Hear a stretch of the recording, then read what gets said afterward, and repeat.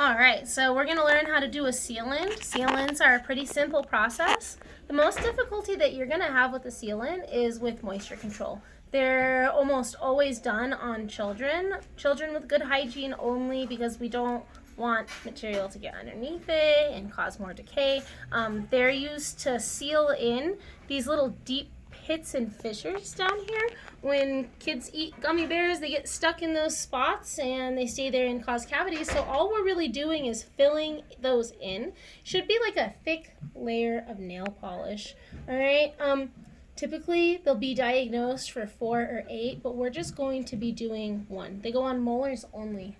Okay. So the first thing you want to do is use fine pumice and a Profi handpiece. All right. We need to use something non-fluorinated.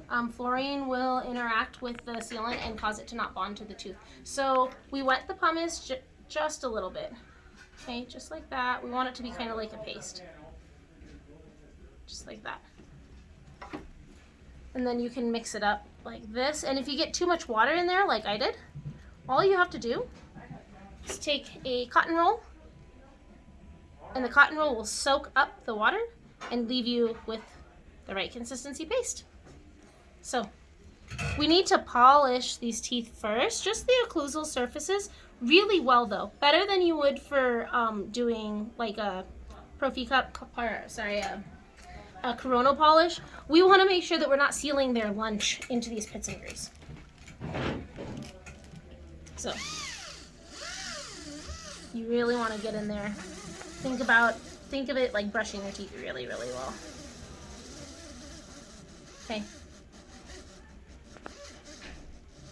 Once they're nice and clean, we want to give them a rinse, and then what we want to do is focus on moisture control. So kids have a hard time following instructions, and they typically don't stay open the whole time when you tell them to, so it's a really good idea to use a bite block. Bite block won't actually stay on this type, obviously, so I won't put it on there, but a bite block is a great thing to use. And cotton rolls, so you can do cotton rolls in their cheeks. Sorry, that's the lingual doesn't need it on the top. And if you're doing it on the bottom, underneath their tongue too. So it would look like this to keep these tissues retracted away. All right. And then you can use the saliva ejector if you need, or the HVE. Those won't stay there, so we'll take them away. What we're gonna do next is rinse and dry. So I'm gonna go like this. We're gonna use the air and the water at the same time. It creates a nice spray. Ooh, I think I'm out of water here. Yeah. That's alright. I'll use this. No, you're good.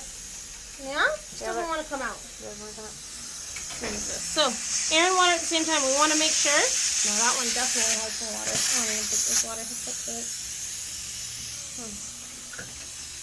Alright. We want to make sure that we get it really, really clean. Like I said before, we don't want to seal their lunch underneath there. We also don't. This? Yeah. It doesn't lock. Doesn't have a lock. Yeah. So it won't pop out.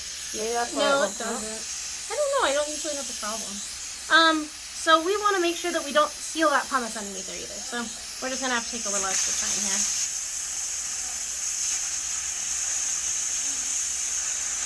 There you go. I don't know why. It's coming slow.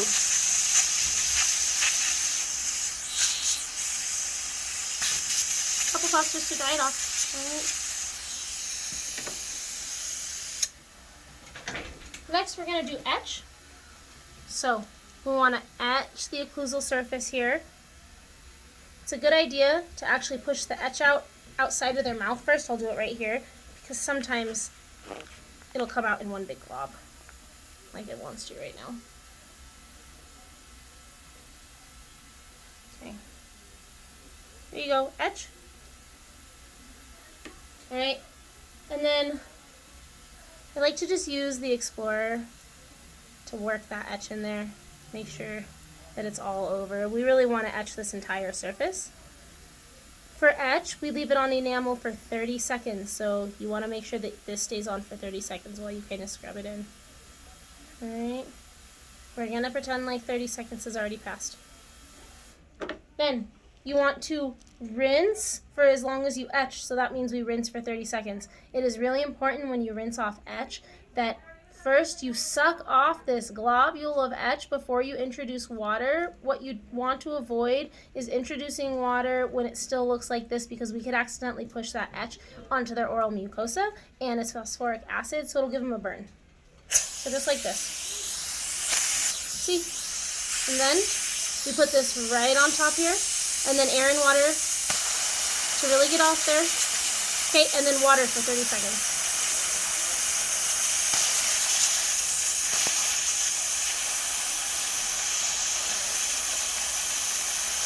Okay, we're going to pretend like it's done 30 seconds. Next we want to dry.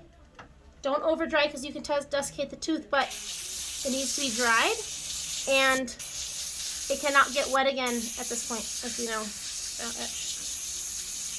Okay. We do not bond sealants onto the tooth, all right? We just put them directly on because they're not permanent, they're only semi-permanent. So rather than putting it directly onto the tooth, I feel like you're at risk for putting too much on there. I like to put it on my glove first.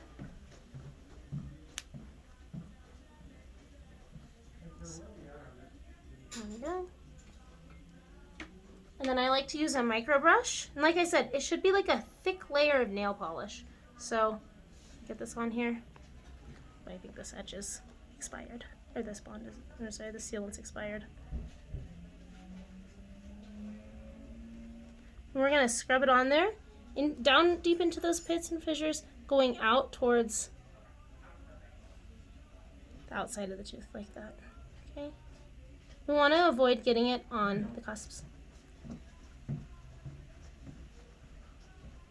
Then you light cure it.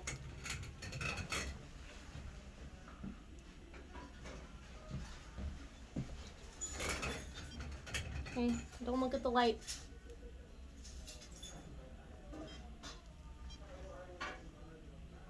About 15 seconds. Once it's completely cured, what you want to do is you want to take your Explorer and you want to run it over the top, and you just want to make sure that it feels nice and smooth. You don't feel any catches or anything like that. Okay, this one feels really smooth, looks really smooth. All right, that's it. You don't have to check the bite. It'll wear down a little bit over time if the bite's a little bit high.